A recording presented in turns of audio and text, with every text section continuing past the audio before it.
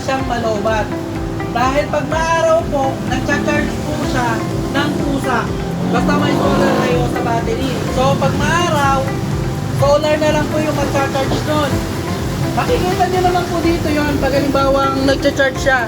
Ito po umiilaw kasi po ngayon maulan at saka gabi na, wala ng araw. Naka-off po yan. Automatic. Automatic po yan. Nandiyan po yung watt meter, voltmeter, ammeter. Ayan po, tatlo na po yun nandyan.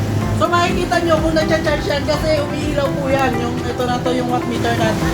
Magandang klase na po yung nilagay naming solar dito dahil ang tatak po niya ay Bosca.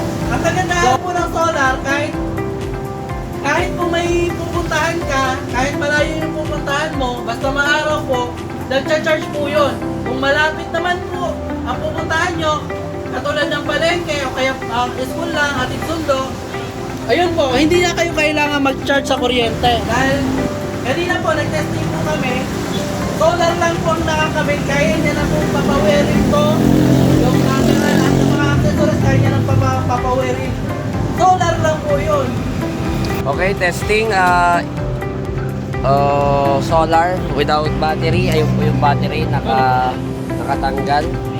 Ayan, gumagana po yung fan, signal light, busina, signal light. Ayan po, gumagana rin yung signal light, fan. So, reverse, pindot reverse.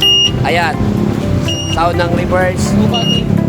Yan po, no battery yan, yung naka-disconnect. Kaya magpagana ng e-bike kahit wala ng battery, okay?